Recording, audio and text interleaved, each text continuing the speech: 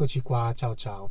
Oggi vedremo una brevissima guida, un breve tutorial su una cosa però molto utile, e cioè l'utilizzo degli assistenti vocali, quindi dei comandi vocali, dei nostri smartphone collegati all'infotainment. Questo significa cioè l'utilizzo di Google per i sistemi Android e Siri per i sistemi Apple. Io ovviamente mostrerò Apple CarPlay e quindi Siri avendo un iPhone. Vedremo come è molto semplice richiamare e utilizzare gli assistenti vocali direttamente dal volante, bypassando il comando vocale Cupra, quello che si attiva con la parola magica Ola Ola, e che risulta poco affidabile. Bene, una volta che abbiamo acceso l'auto, attivato l'infotainment e aver verificato che il nostro telefono è collegato, aver atteso qualche istante, ecco l'icona quindi che conferma nel mio caso il collegamento col mio iPhone, proviamo a vedere come attivare direttamente dal volante gli assistenti vocali presenti sul nostro telefono. Nel mio caso ovviamente sarà Siri. Questo è il tasto del comando vocale, se lo premete brevemente naturalmente attiverete il controllo vocale della Cupra, quello che si attiva con la doppia parolina magica spagnola che non pronuncio per evitare di attivarlo. Se lo teniamo premuto un po' più a lungo, ecco che parte Siri.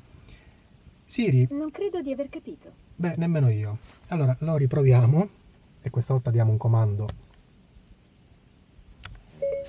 Siri, riproduci un po' di musica da Spotify.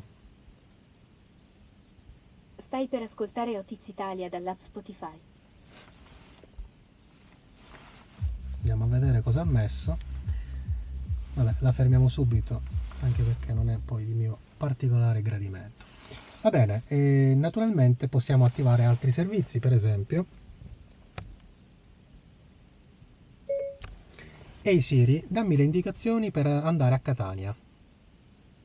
Ecco le indicazioni per Catania.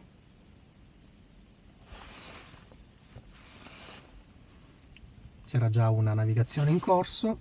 Dunque, come vedete, in questo caso Siri richiama l'app di riferimento del sistema, e cioè Apple Mappe.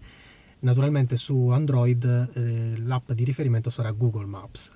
Ma quello che è importante capire è che in questi casi non si ha alcuna interazione con il sistema di navigazione dell'infotainment e in generale con l'infotainment, a differenza di quanto accade con l'app di Amazon, perché l'app di Amazon viene scaricata e installata direttamente dall'infotainment nell'infotainment e quindi interagisce con l'infotainment.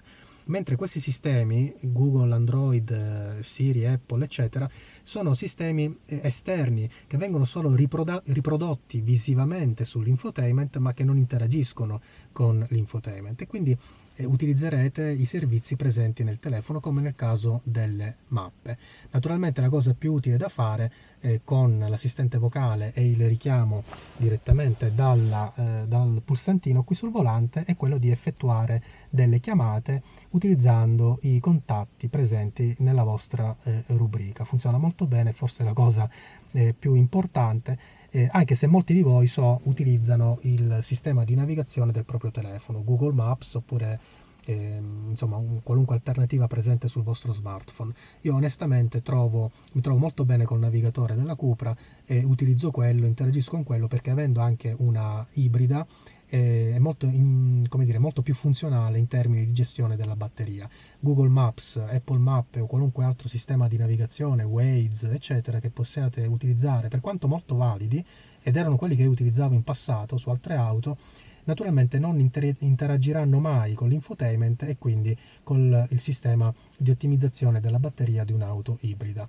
E quindi per me non vanno bene. Bene, su questo, proprio sul sistema di navigazione e su come interagisca nell'ottimizzazione dei consumi della batteria della Cupra Formentor ibrida e quindi l'utilizzo anche dell'opzione Intelligent Hybrid, vedremo un video a parte.